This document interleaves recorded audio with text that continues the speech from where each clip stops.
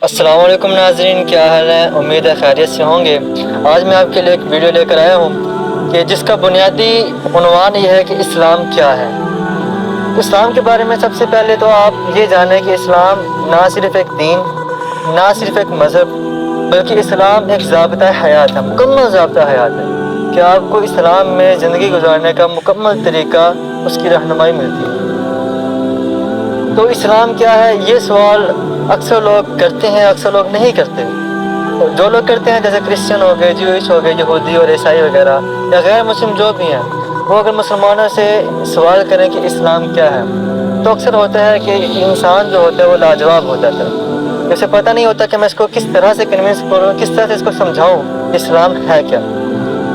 اور کچھ لوگ تو شرم کے بارے میں پوچھتے ہی نہیں ہیں، کہ جن کی عادت یہ نہیں ہوتی کہ ہم اپنے دین کے بارے میں سیکھنا چاہیں، اپنے دین کے بارے میں جاننا چاہیں کہ اسلام ہے کیا۔ تو آج کی اس ویڈیو میں آپ کو یہی بتاؤں گا کہ اسلام کیا ہے۔ اسلام ایک بہت وسیع مذہب ہے۔ اس میں ہر طبقے کو خاطر خواہ رکھ کر، اس کا خیال رکھ کے احکامات اللہ رب نے اتارے، تاکہ مکمل طور پر ہر ایک کو اس کو فالو کرنے میں، اس سے رہنمائی حاصل کرنے میں آسانی ہو۔ تو اسی بارے میں ایک حدیث آتی ہے کہ ابو ہریرہ سے روایت ہے، صحیح بخاری شریف کی حدیث ہے، حدیث نمبر 50، جس میں وہ فرماتے ہیں کہ کان النبی صلی اللہ علیہ وسلم بارزا یوما للناس، ایک مرتبہ نبی کریم صلی اللہ علیہ وسلم لوگوں کے سامنے تشریف فرما تھے۔ فاتاہ رجل، تو ایک آدمی آپ علیہ الصلوۃ والسلام کے پاس آیا اور آ کر کہنے لگا مل اسلام، کہ اسلام کیا ہے۔ تو نبی کریم صلی اللہ علیہ وسلم نے ارشاد فرمایا الاسلام ان تعبد اللہ ولا تشرک بہ، کہ اسلام یہ ہے کہ تو اللہ کی عبادت کر اور اس کے ساتھ کوئی شریک نہ ٹھہرا، وتقیم الصلاۃ، اور تو نماز قائم کر، وتؤدی الزکاۃ المفروضہ، اور تو زکوٰۃ مفروضہ یعنی فرض زکوٰۃ کو ادا کر، وتصوم رمضان، اور تو رمضان المبارک کے روزے رکھ۔ تو اس حدیث سے ہمیں پتہ چلتا ہے کہ اسلام بیسیکلی یہ 3-4 ہی چیزیں ہیں، جیسا کہ حدیث مبارکہ میں ذکر ہے، لیکن اسی طرح کی اور حدیث بھی ملتی ہیں، جس سے ایک حدیث مبارکہ میں یہ ملتا ہے کہ اسلام یہ ہے کہ تو اس بات کی گواہی دے کہ اللہ کے علاوہ کوئی معبود نہیں اور محمد صلی اللہ علیہ وسلم اللہ کے رسول ہیں، کہ نماز قائم کرنا، زکوٰۃ ادا کرنا، حج ادا کرنا اور رمضان المبارک کے روزے رکھنا۔ تو بنیادی طور پر یہ 4-5 چیزیں ہمیں حدیث سے ملتی ہیں، جن کو دین اسلام کی اور دین کی بنیاد بھی کہا جاتا ہے۔ اب اگر سادہ لوگ، مسلمان، ہمارے عام لوگ جو سمجھنے میں غلطی کرتے ہیں، وہ سمجھتے ہیں کہ صرف یہی اسلام ہے، کہ ان 5 چیزوں پر عمل کر لیں گے تو ہم پورے دین پر عمل کر رہے ہیں۔ حالانکہ ایسا نہیں ہے۔ یہ بات تو ٹھیک ہے کہ ان 5 پر عمل کریں گے، ہم اسلام پر عمل کرنے والے ہیں، لیکن مکمل طور پر اسلام کی ہم رہنمائی حاصل کر رہے ہیں اور اس کے مطابق دین پر چل رہے ہیں، یہ درست نہیں ہے، کیونکہ ان میں سے ہر ایک کی تفصیل ہے کہ جو عام بندے کو سمجھ نہیں آتی۔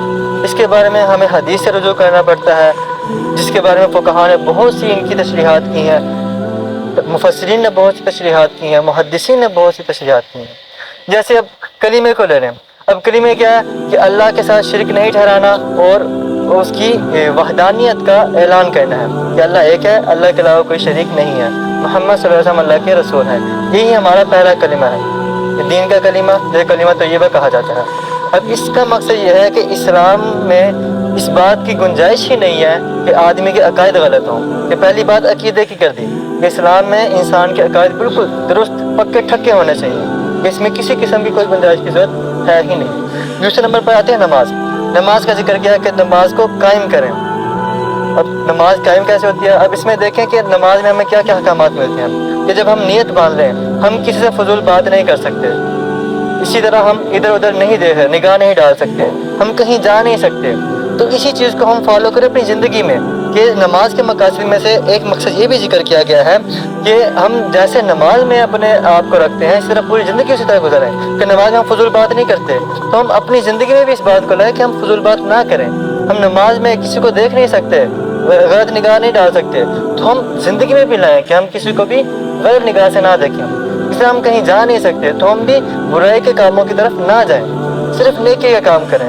تو یہ ہمیں ہمارا دین اسلام یہ پیغام دیتا ہے کہ ہم اس پر عمل کریں۔ اسی طرح آگے بات آتے ہیں رمضان کے روزوں کی۔ اب روزے میں کیا ہوتا ہے؟ کھانا پینا بند ہو جاتا ہے۔ इसी को रोज़ा कहते हैं कि नियत के साथ खाना पीना जिमा इससे रुक जाए बंदा। अब देखें आम हालात में खाना पीना जायज़ होता है, लेकिन रोज़े की हालत में जायज़ नहीं होता, यानी एक हलाल चीज़ से हम रुक रहे होते हैं। तो इसमें भी आदमी के लिए एक सबक है कि कभी कभी ऐसे मौके इंसान की ज़िंदगी में आते हैं कि उन्हें हलाल चीज़ों से भी इज्तनाब करना पड़ता है ताकि आने वाली मुश्किलात का सामना ना करना पड़े। इस तरह आगे ज़कात का जिक्र फरमाया कि ज़कात को अदा किया जाए। अब ज़कात एक माली इबादत है और उसी पर फर्ज होता है जो साहिब निसाब हो। अब बंदे के पास पैसे नहीं होंगे तो ज़कात कैसे अदा होगी? तो इसलिए इसी की तरफ बारीकी से इशारा है कि बंदे को तिजारत भी करनी चाहिए, कि बंदा तिजारत करे और हलाल रोज़ी कमाए, और हलाल रोज़ी कमाने के बाद जब वो इतने निसाब का मालिक हो जाए तो उस पर ज़कात फ़र्ज़ हो तो ज़कात को अदा करे।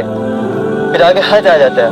हज में अब ये माली इबादत भी है और बदनी इबादत भी है। इसमें जिस्मानी मशक्क़त भी बर्दाश्त करना पड़ती है और बंदे का माल भी खर्च होता है। तो ये सारा दीन इस्लाम है। अगर हम इसको खुलासे में बयान करें तो हम ये भी कह सकते हैं कि दीन इस्लाम खुलासा है 3 चीज़ों का। नंबर 1 इबादत, कि जितनी भी इबादत का अल्लाह रब्बुल इज़्ज़त ने हमें हुक्म दिया है हम उसको मुकम्मल तौर पर अदा करें, उससे कमी कोताही ना की जाए।